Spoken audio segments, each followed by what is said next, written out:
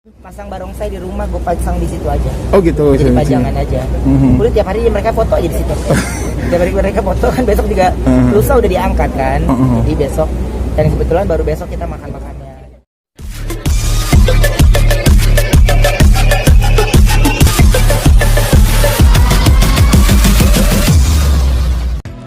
Saya juga, ya walaupun dia mungkin di aplikasi saya nggak cari tahu lagi. Dia mau hapus mau apapun, tapi saya lihat di YouTube juga masih ada. Itu kan hal yang udah lama banget sebenarnya dulu. Nggak tahu mas, itu dibalikin lagi ke orangnya, ke orang yang menonton. Kalau orang yang nggak suka sama saya sih pasti akan bilang baper loh ini, pasti kan gitu. Tapi saya tetap dengan prinsip saya membela anak saya dan istri saya. Itu kan sedih, marah atau seperti apa? Nah, saya sih untuk hal ini ya, lo ngomong di sosial media ya gue balas lagi di sosial media. Jadi Ruben, Betran sama Sarwenda kira-kira udah tahu belum? Sarwenda aja yang tahu. Nggak tahu kalau Betran dia juga megang IG. Nggak tahu kalau dia hari ini dia buka-buka yang lain ya, saya juga nggak ngerti. Kok awalnya tahu dari mana? Dari fansnya Bertrand. Dari fansnya Bertrand, terus saya share ke tim manajemennya, terus tim manajemennya juga udah tahu, lagi mencari tahu gitu ya udah. Saya mah nggak usah pakai mikir lagi, dan akhirnya saya report ke uncle-nya kan. Secara manajemennya Bertrand, MOP manajemen itu kan undernya Uncle Jordi. Saya ini selaku hanya orang tuanya saja yang membawa Bertrand untuk dipegang sama MOP manajemen. Jadi ya saya serahkan lagi ke manajemennya Bertrand. Mungkin dari pihak yang bersangkutan ada menghubungi dari pihak Komet nggak? Nggak tahu ya, saya nggak. Cuman kalau saya tadi sempat telepon Indra Warkop, teman-teman bisa tanya ya. Saya juga menanyakan sama beliau yang secara senior gitu.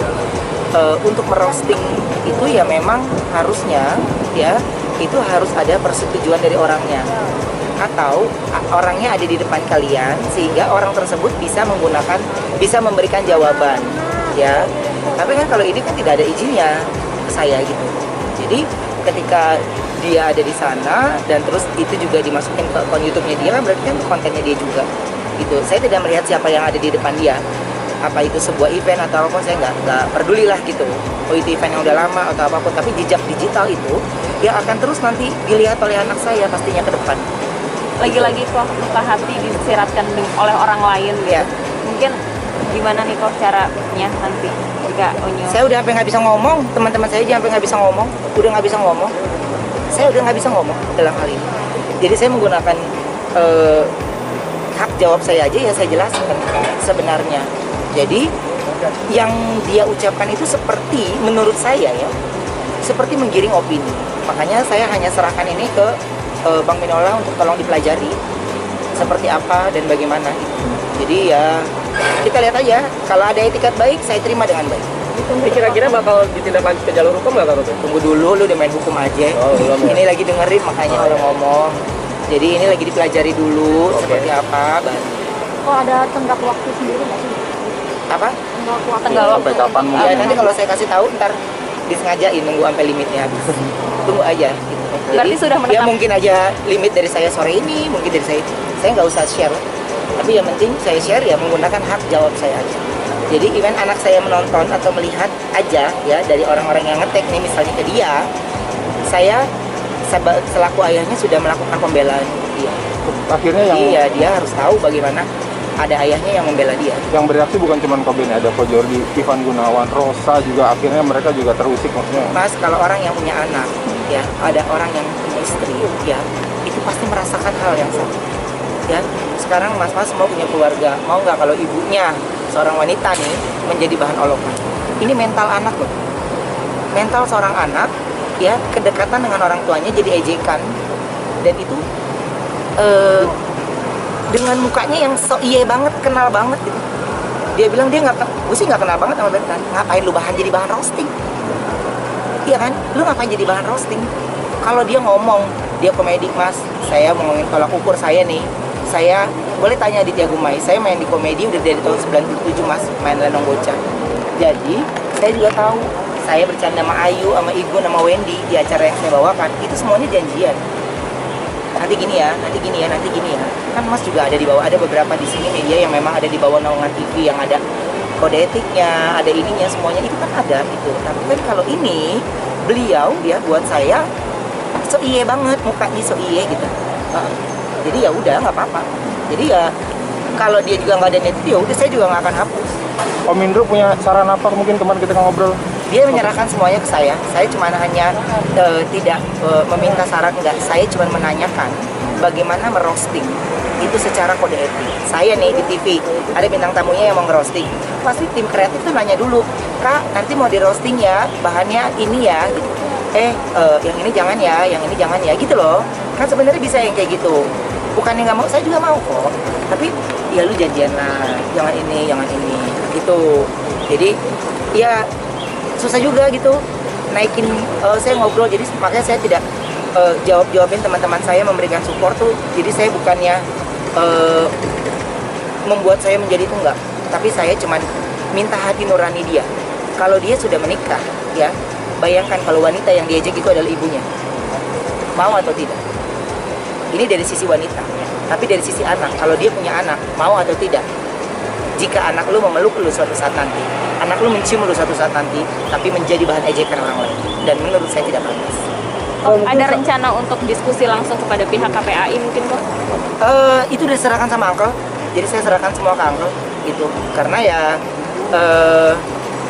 beliau tahu semuanya, jadi ya biarkan tim manajemennya Bertrand juga yang menunggu keputusan dari kakak gimana? belum saya nggak ada ke Minola, sama sekali nggak ada, cuma ngobrol doang ke Bang Minola dengan masalah yang berbeda. Jadi ibarat artinya ya itu kan karena saya terbiasa dengan Bang Minola kan secara offline gitu, jadi saya ke kantor polisi juga kagak, ngobrol juga kagak, belum ada sama sekali. Jadi mudah-mudahan teman-teman tidak menggiring opini yang ke arah sana gitu. Jadi ibarat arti ya ibarat arti semuanya juga sudah tenang, semuanya sudah ini, jadi ada baiknya semuanya kita sama-sama baik lagi. Gitu aja sih sebenarnya. Udah ada itikat baik dari pihak sana. Udah nggak usah nyari-nyari yang kayak gitu, udah nggak apa-apa. Pokoknya intinya adalah saya pun juga harus introspeksi, jadi harus sama-sama.